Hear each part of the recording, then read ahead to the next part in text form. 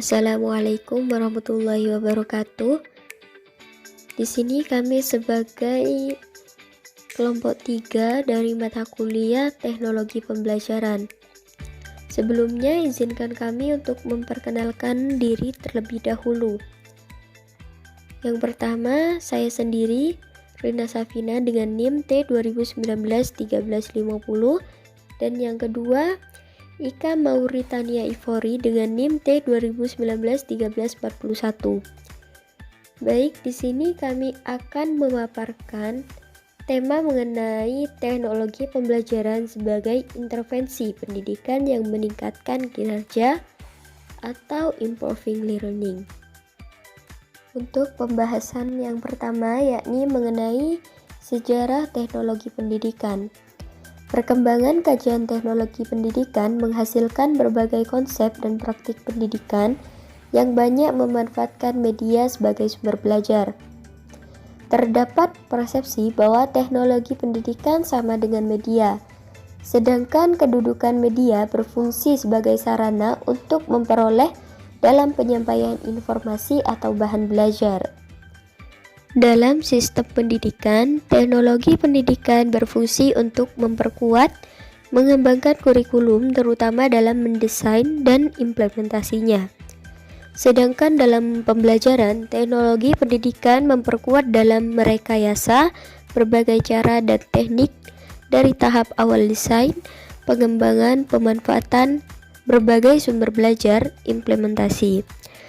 Istilah teknologi pendidikan mulai digunakan sejak tahun 1963 dan secara resmi diikrarkan oleh Association of Education and Communication Technology sejak tahun 1977. Walaupun ada kalanya terjadi tumpang tindih penggunaan istilah tersebut dengan teknologi pembelajaran. Namun pada akhir-akhir ini seiring dengan berkembangnya konsep yang ada, teknologi pembelajaran dianggap lebih layak digunakan dalam pembelajaran.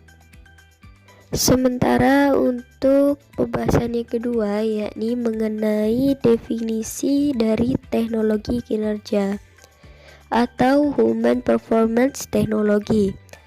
Pengertian kata performance diawali oleh Nichols yang mengatakan bahwasannya kata performance sebagai hasil dari sebuah tingkah laku.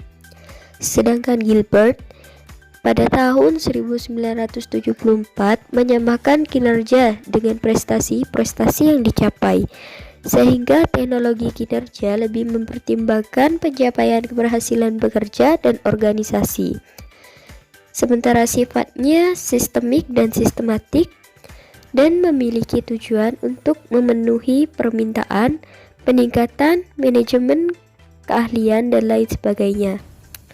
Berikut ini merupakan definisi Human Performance Technology dari beberapa pakar. Untuk yang pertama, menurut pendapat National Society of Performance and Instruction cited in Rosenberg, teknologi kinerja adalah sekumpulan metode dan proses untuk menyelesaikan masalah atau memberdayakan kesempatan yang berhubungan dengan kinerja seseorang. Ini dapat digunakan pada individu, kelompok kecil, atau organisasi besar.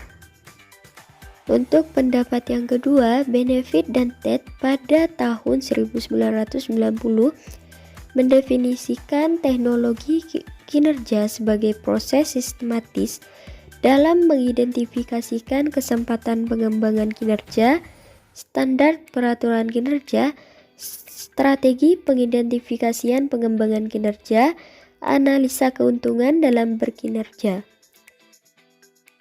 Oke, yang berikutnya yaitu ada hubungan Human Performance Technology dengan teknologi pembelajaran. Antara teknologi kinerja atau Human Performance Technology dan teknologi pembelajaran memiliki hubungan yang sangat erat. Jadi, teknologi kinerja adalah konsep yang lebih luas daripada teknologi pembelajaran karena mencakup semua bentuk tindakan peningkatan kinerja seperti penggunaan alat, pemberian intensif, perubahan organisasi, pemberian dukungan kognitif, dan pendesanan ulang pekerjaan. Jadi bidang teknologi pembelajaran dan bidang teknologi kinerja itu berbeda ya dalam ruang lingkup praktiknya. Sederhananya seperti ini.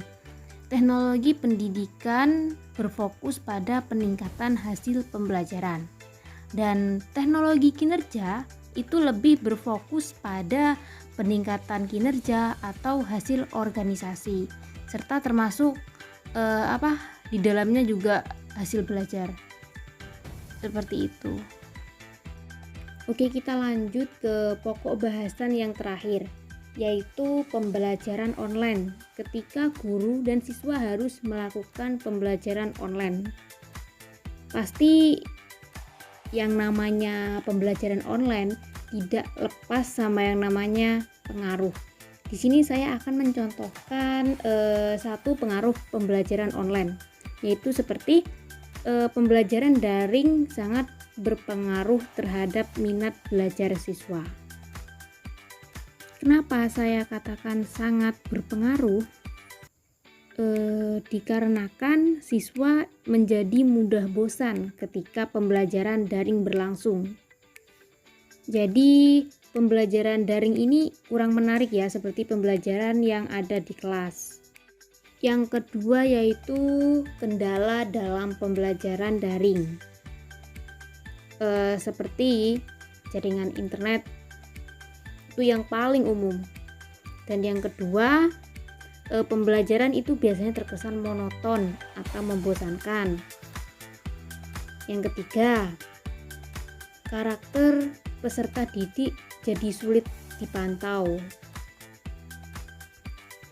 Yang keempat, penyerapan materi masih kurang atau tidak efektif lah. Dan yang kelima, kurangnya komunikasi dan sosialisasi. Jadi komunikasi dan sosialisasi antara guru dan murid itu sangat penting. Supaya apa? Supaya kita sebagai guru bisa memantau karakter dari peserta didik itu sendiri.